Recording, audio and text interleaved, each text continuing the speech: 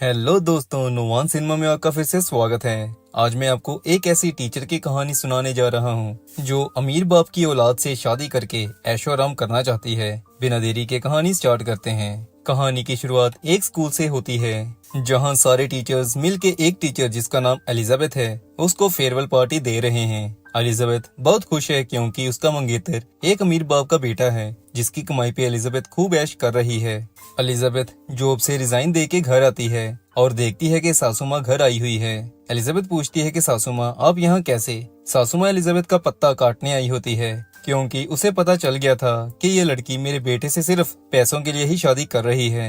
Elizabeth अपने मंगेतर को कहती है कि जानू मैं ऐसी नहीं हूँ। तो उसका मंगेतर पूछता है कि मेरा बर्थडे किस दिन है। एलिजाबेथ को ये याद नहीं होता कि उसके मंगेतर का आज बर्थडे है। ये सब बातें होने के बाद वो एलिजाबेथ को अपने घर से निकाल देते हैं। इसके बाद हम देखते हैं कि ना चाहते हुए भी एलिजाबेथ को वापस वही स्कूल ज्वाइन करना पड़ता है जहाँ से उसने कुछ दिन पहले रिजाइन दिया था। स्कूल में आते ही उसे एमी नाम की टीचर मिलती है। एमी एलिजाबेथ से दोस्ती करने की कोशिश करती है लेकिन एलिजाबेथ घमंडी किस्म की औरत है जिसके कारण दोनों की पहले दिन से ही दुश्मनी हो जाती है। दूसरी तरफ एलिजाबेथ को लिन नाम की टीचर मिलती है जिससे एलिजाबेथ की थोड़ी बहुत जमने लगती है। फिर लंच टाइम एलिजाबेथ लिन को बताती है कि उसे टीचिंग बिल्कुल भी पसंद नहीं है। वो ये भी कहती है कि आजकल की पापा की परियों ने कंपटीशन बढ़ा दिया है। मैं अपनी ब्रेस्ट सर्जरी करवा के किसी अमीर लौंडे को पटा लूंगी और फिर ये सड़ियल जॉब छोड़ दूंगी। स्कूल के बाद एलिजाबेथ हॉट चिक बन के क्लब में भी जाती है कि शायद उसे कोई अमीर मुर्गा मिल सके, लेकिन ऐसा नहीं होता। क्लब में ज्यादा टल्ली होने के कारण एलिजाबेथ की नींद पूरी नहीं हो पाती जिसकी वजह से एलिजाबेथ अपनी पहली क्लास में ही स्टूडेंट्स को टीवी पर मूवी लगा के खुद सो जाती है। लंच टाइम एलिजाबेथ पर लाइन मारने एक जिम टीचर रसल आता है। क्योंकि रसल एक गरीब का बच्चा है तो एलिजाबेथ उसे घास भी नहीं डालती। रसल फिर वहाँ से चला जाता है। रसल के बाद एमी एलिजाबेथ के पास दोस्ती करने दोबारा आती है लेकिन एलिजाबेथ एमी को कहती है कि एक म्यान में दो तलवारें नहीं आ सकती और ये कह के एलिजाबेथ वहाँ से चली जाती है। एमी फिर एलिजाबेथ को नीचा दिखाने का ठान लेती है। इधर एलिजाबेथ देखती है कि स्कूल में कोई नया टीचर आया है जिसने महंगी महंगी चीजें पहनी हुई हैं। ये देख के एलिजाबेथ जल्दी उसके पास जाती है। टीचर का नाम स्कॉट होता है और वो यहाँ थोड़े दिन के लिए एज ए सब्स्टिट्यूट टीचर आया होता है। एलिजाबेथ स्कॉट के सामने नंबर बनाने के लिए उससे बातें करने लग जाती है और बातों बातों में एलिजाबेथ को पता चल जाता है कि स्कॉट का हाल ही में ब्रेकअप हुआ है और अब स्कॉट सिंगल है। स्कॉट एलिजाबेथ को अपनी एक्स की फोटो दिखाता है जो कि बहुत सेक्सी होती है और उसकी ब्रेस्ट भी बड़ी होती है। ये देख के एलिजाबेथ अपनी ब्रेस्ट सर्जरी जल्दी करवाने की ठान लेती है लेकिन जब वो डॉक्टर के पास जाती है तो उसे पता चलता है कि सर्जरी पूरे $10,000 से होनी थी लेकिन एलिजाबेथ के पास तो फूटी कोड़ी भी नहीं थी। फिर एलिजाबेथ पैसों का जुगाड़ करने में लग जाती है। वो अपने सारे रिलेटिव्स को यहाँ तक कि अपने एक्स को भी कॉल करती है लेकिन सभी उसे पैसे देने से मना कर देते हैं। एलिजाबेथ को सारे दरवाजे बंद होते दिखाई देते हैं। तभी क्लास की एक स्टूडेंट एलिजाबेथ को कहती है कि इस हफ्ते उनकी क्लास कार वॉश के लिए जा रही है, अगर आप आना चाहें तो आ सकती हैं। लेकिन एलिजाबेथ मना करती है। लड़की ये भी बताती है कि पिछली बार एमी ने $6,000 बनाए थे। पैसों का नाम सुनते ही एलिजाबेथ के कान खड़े हो जाते हैं। वो कार वॉश के लिए मान जाती है। एलिजाबेथ प्रिंसिपल के पास जाती है और उसे अपनी मीठी मीठी बातों में फंसा के एमी को रिप्लेस करके कार वॉश के लिए खुद का नाम असाइन कर लेती है। फिर आता है कार वॉश का दिन। एलिजाबेथ छोटे छोटे कपड़े पहन के आती है जिसे देख के बुड्ढे को भी जवानी चढ़ जाए। एलिजाबेथ कार वॉश करते करते खुद के ऊपर भी पानी गिराती है। ये देख के कार वॉश के लिए भीड़ लग जाती है। कार वॉश के बाद एलिजाबेथ पैसे गिनती है तो इस बार कलेक्शन $9,000 हो जाती है। एलिजाबेथ को पैसे गिनते एमी देख लेती है। एमी को लगता है कि एलिजाबेथ पैसे खा जाएगी जिसकी वजह से एमी प्रिंसिपल को शिकायत करती है कि एलिजाबेथ ने कार वॉश के पैसों में गड़बड़ी की है। लेकिन प्रिंसिपल उसे कहता है कि एलिजाबेथ ने तुम्हारा रिकॉर्ड तोड़ दिया है, इस बार उसने $7,000 की कलेक्शन की है। ये सुन के एमी चुप कर जाती है। एलिजाबेथ ने दोस्तों $2,000 की हेराफेरी कर ली होती है। एमी लेकिन शांत बैठने वाली नहीं थी। फिर कैंटीन में एलिजाबेथ और स्कॉट बात कर रहे होते हैं। वहाँ एमी आके जानबूझ के स्कॉट के सामने एलिजाबेथ की ब्रेस्ट सर्जरी की बात कर देती है।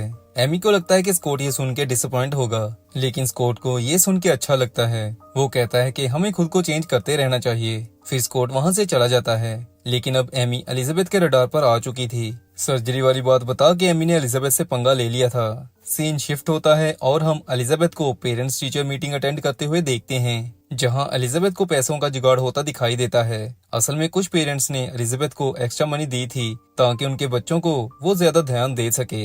ये देख के एलिजाबेथ ने सभी पेरेंट्स से चंदा इकट्ठा कर लिया। अब एलिजाबेथ को सब कुछ ठीक होता दिखाई देता है। फिर सीन शिफ्ट होता है। स्कूल में क्रिसमस पार्टी चल रही होती है। रसल फिर से एलिजाबेथ पर लाइन मारने आता है, लेकिन इस बार भी एलिजाबेथ उसे इग्नोर करती है। लेकिन रसल कहता है कि वो हार नहीं मानेगा।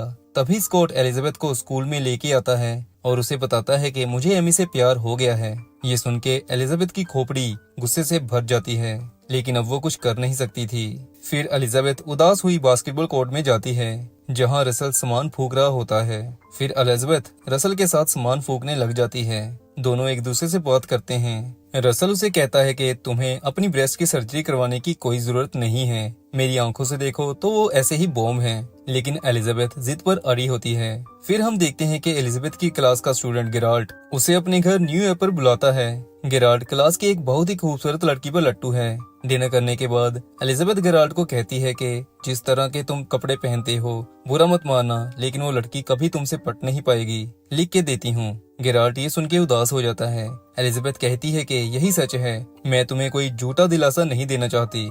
फिर विंटर खत्म होने के बाद स्कूल रीओपन होते हैं। यहाँ स्कॉट लिन और एलिजाबेथ को मिलता है और कहता है कि तुम दोनों मेरे म्यूजिक कंसर्ट में जरूर आना। ये सुन के एलिजाबेथ की सोई हुई उम्मीदें फिर से जागती हैं। उसे लगता है कि शायद स्कॉट को मैं पसंद आने लग गई हूँ। लेकिन म्यूजिक कंसर्ट में एलिजाबेथ देखती है कि एमी भी आई होती है। स्कॉट एमी के लिए गाना भी गाता है। ये देख के एलिजाबेथ लिन के साथ पार्टी से वापस चली आती है।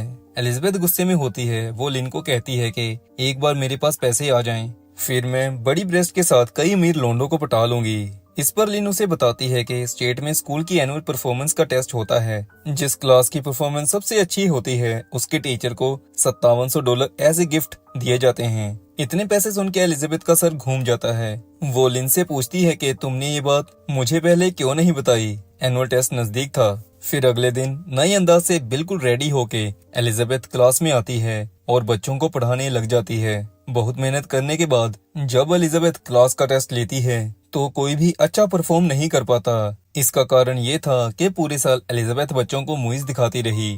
अब इतने कम टाइम में मार्क्स अच्छे लाना बच्चों के लिए मुश्किल था। एलिजाबेथ ये बात समझ चुकी थी। फिर एलिजाबेथ को आइडिया आता है और वो प्रेस रिपोर्टर बन के एनुअल टेस्ट लेने वाले प्रोफेसर के पास पहुंचती है, जो कि टेस्ट का इंचार्ज भी होता है। बातों बातों में एलिजाबेथ प्रोफेसर को सेड्यूस कर लेती है। फिर प्रोफेसर उसे अपने ऑफिस लेके आता है, जहां उन्होंने इंटीमेट होना है। लेकिन एलिजाबेथ प्रोफेसर को बेहोशी की दवाई देके बेहोश कर देती है और एनुअल टेस्ट ढूंढ के उसकी कॉपी बना लेती है।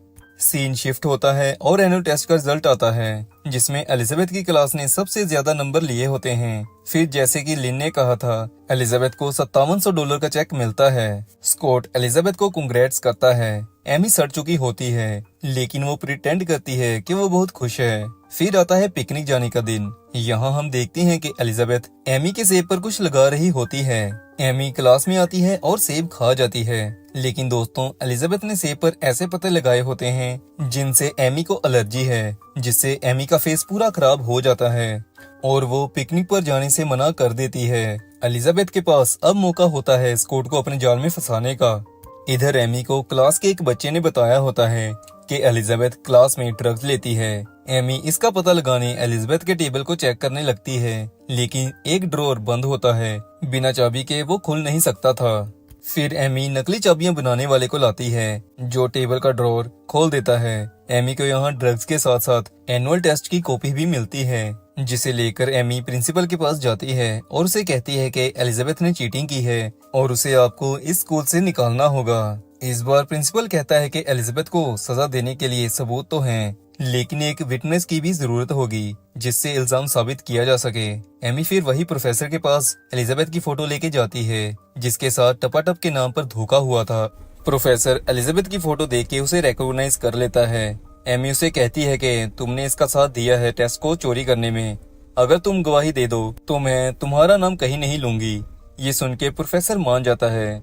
दूसरी तरफ एलिजाबेथ स्कॉट को फाइनली सेड्यूस कर लेती है और फिर दोनों कमरे में जाके एक दूसरे के करीब आते हैं। एलिजाबेथ जानबूझ के अपनी स्कॉट के साथ वॉइस रिकॉर्डिंग कर लेती है, जो कि वो एमी को सेंड करती है। लेकिन जब एलिजाबेथ स्कॉट के साथ रूम में होती है, उसे कुछ ठीक नहीं लगता। फिर एलिजाबेथ अपने कमरे में जाने लगती है। रास्ते में उसे रसल मिलता है।